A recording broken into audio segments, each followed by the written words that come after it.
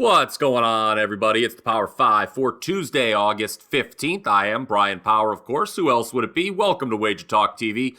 This is where we run through how the market's moving, who we're looking to sell high on, who we're looking to buy low on, our favorite stat of the day, and fifth, and finally, a free play, our power play of the day. But before we get to that, a reminder, as always, please smash that like button, give this show a thumbs up, and then comment away on YouTube. Tell me if you like what you're hearing, if you agree with the power play of the day, if you disagree with the power play of the day. Yesterday's couldn't have been any easier. It was a 12-0 winner, by the way.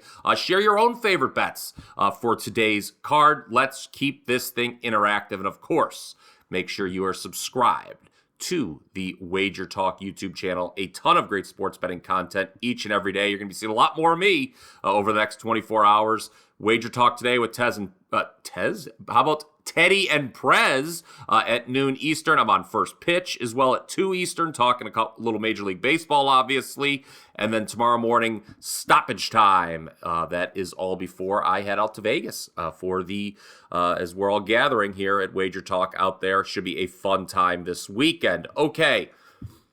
Speaking of a fun time, let's get into the Power 5, how the market is moving here. According to the wagertalk.com odds screen, bettors love the over on Yankees-Braves Tuesday night. Now, the Braves had no problem winning Monday's series opener despite coming off the Sunday night game, something we thought might be a sell-high spot. It wasn't, spoiler alert, an 11-3 win for Atlanta last night. But now we've got Bryce Elder and Luis Severino starting tonight's matchup. Both pitchers have been on the fade list for me ever since the All-Star break, and for good reason.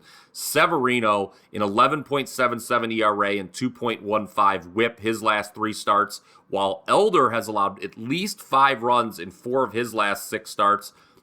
Oh, by the way, the Braves this season have scored at least 6 runs in over half of their games. They have a .904 OPS since the break, so it's easy to understand why bettors like the over here. Just be aware that 11, which is the current total, it is the highest total for any game involving either starter or for any Yankees game this season, excluding their trip to Coors Field. There have only been 4 Braves games this season with a total of 11 or higher, but it looks like, to me, that this price is justified, or that number is justified, I should say. There's only 2 teams currently on win streaks of at least 4 games right now in Major League Baseball, the Brewers and Dodgers. They open a series against one another on Tuesday, so we're going to have to go somewhere else, dig a bit deeper for our sell high segment here on the Power 5. Miami, they've won 3 straight. I don't see that continuing for long. Remember, this is a team that lost its first 8 games coming out of the All-Star break, guys. The only reason the Marlins remain in playoff contention is because they are an MLB best 27-10 in one-run games. They have a minus 36 year-to-date run differential, despite being 6 games over 500. Johnny Cueto starting for the Fish on Tuesday. The team has won just 1 of his 5 starts, and the Astros, they'll be looking to avenge last night's 5-1 defeat with Christian Javier on the mound. Note, Houston 2 for 20 with runners in scoring position the last 2 games, both losses. Those kind of numbers explain why you've only put up 2 runs, but this team can hit, and also they don't lose 3 in a row very often, Houston. It's been almost 2 months since their last 3-game losing streak. I believe they've only had 4 losing streaks of 3 or more games this year. Telling that the Astros are favored tonight. I think the Marlins are in a sell high spot. Now on to buy low. The Reds are just 3-9 in August, but they've got Graham Ashcroft on the mound Tuesday, and he's got a 2.11 ERA in the second half and has allowed 3 runs or less in 8 consecutive starts. Tonight, Reds minus 105 at home against the Guardians. At least that's the price as of the time of this recording. And the Guardians are going with Logan T. Allen, who may be due for some regression. His expected ERA, about a full point higher than his actual ERA. Also, you talk about differences in ERA. How about the Guardians' bullpen? About 2 full points higher on the road than at home. I think tonight is a buy low spot on the Cincinnati Reds at home. Stat of the day. Okay, I mentioned at the top that the Rangers, who are our power play of the day, were a nice 12-0 winner last night. Props to them. Love to see it.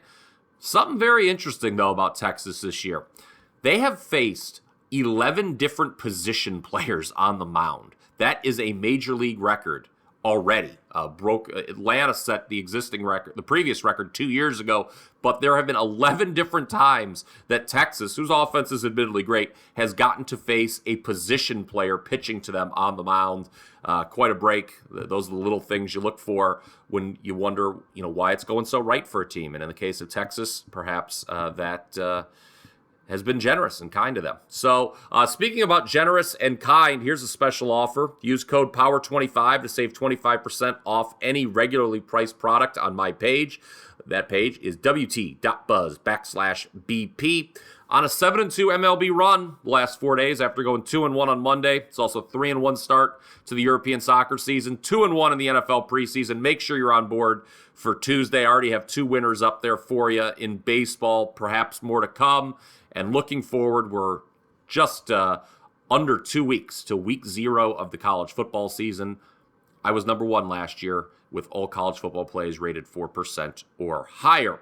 Okay, here's a play that I think you're going to want to get down on. It is a free pick, our power play of the day. The Washington Nationals, they've swept 3 straight series, including their last one against the A's. So they swept 3 series since the All-Star break. I misspoke there, including the one against the A's. But that's odd because prior to the break, the Nats had not swept any series in almost 2 years. So I want to go against them Tuesday with Josiah Gray, whose ERA and WHIP are much higher at home than on the road. Boston has won 4 of its last 5 overall, and they're 5-2 this season as a road favorite of -125 to -175. Pivetta gets the start here for the Red Sox. Not only does he have a 2.53 ERA his last 14 starts, but he's limited opponents to a 155 batting average during that time. I think Boston wins big on Tuesday. They're the power play of the day. And that is it for the Power 5 for Tuesday, August 15th. Not even a single mention of the Padres. Now let's all go and cash some tickets.